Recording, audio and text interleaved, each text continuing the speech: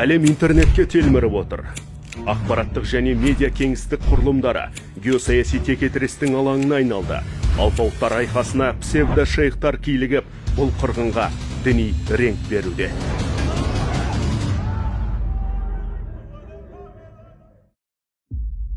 Терроризмнің бірінші мақсаты ол қоғамды үрейлендіру.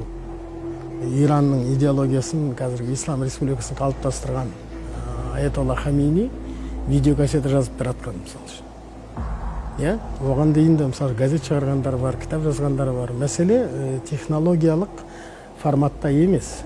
Мәселе сол діни уағыздың немесе басқа теріс экстремистік уағыздың қоғамның санасына сіңуі.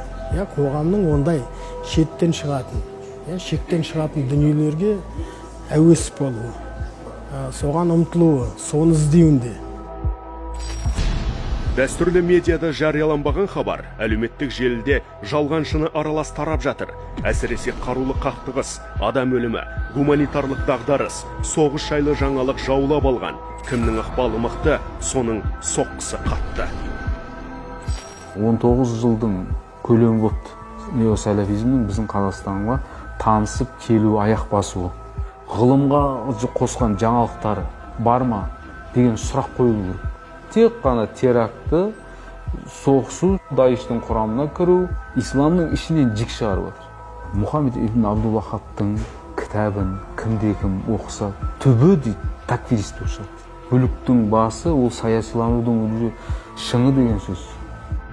Визуалды контакт болған жерде 90% гипноз жасауға адамды болады. Оны бүкіл әлемдік психологтар мойындап отыр. Кентиянның сөзі бар ғой, ағылшындар келгенде бізде жер болды, олардың қолында інжіл болды. Олар бізге көзді жұмып тәуба қылуды, Құдайға жалбарынуды үйретті.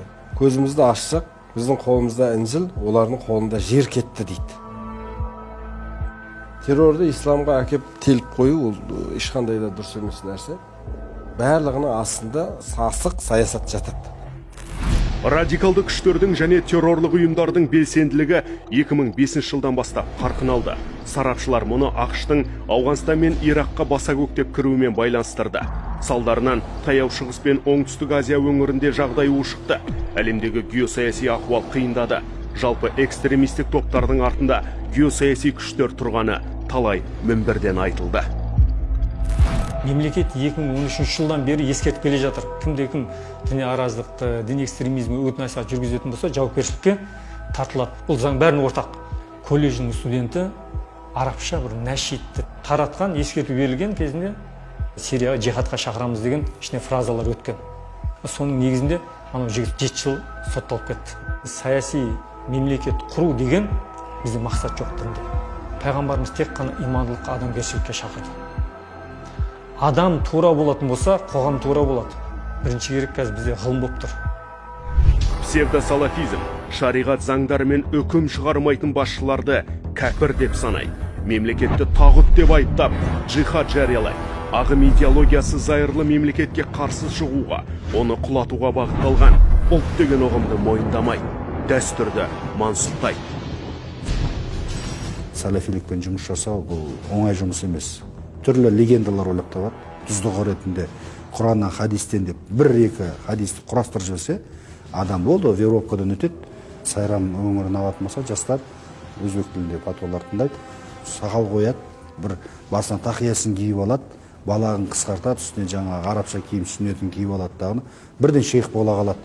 Сайрамнан көп азаматтар сотты болды. Ділмұрат, Оқтам Заурбеков, Абдурафи, көп лидерлер осы ұлттан Сайрам негізінен шыққан болды. Ділмұрат Махаматов, этникалық өзбек. Оқтам Заурбеков, этникалық өзбек.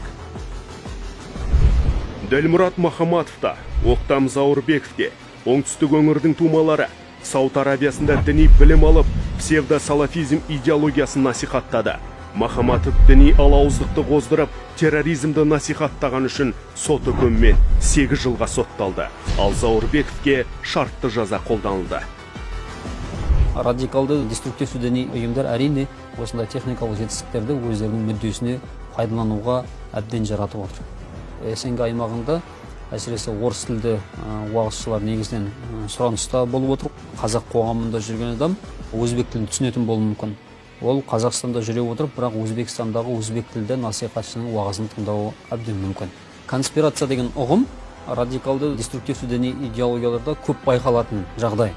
Бейне бір исламның құндылықтарын ұстанушы адам ретінде көрінеді, бірақ саяси қолдан жасалған бір сенімнің, саяси қолдан жасалған бір жүйенің құрбаны болып кетіп жатқанын байқамайды. Экстремистік пиғылдағы азаматтардың тиктокқа өтуі, өйткені оларда бүкіл бала шаға сонда отыр. Ең әлсіз аудитория деп айтуға болады.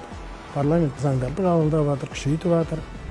Бітімге келмес бүлікшіл шейхтар исламды о дүниенің дініне айналдырды. Өлімді ұлықтау арқылы ислам парыз еткен құндылықтардан алыстатты. Салдарынан жақтастары тарихи тегінен ажырады, білімнен бас тартты.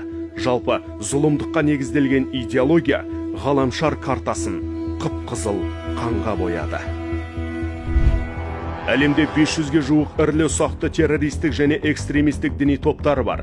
Атауы әртүрлі болғанмен адам арбау әдісі бір. Ұстаздары мен ұстанымдары да ортақ. Джихад ұғымын бұрмалап, исламның атынан сес көрсетіп, зұлымдықты заңдастырып алған. Қауіпті экстремистік сайттарда адасқанша қайырлы кітап оқыған абзал. Себебі сақтанғанды сақтайды, ал ұлтқа қас қылғанды заң аямайды.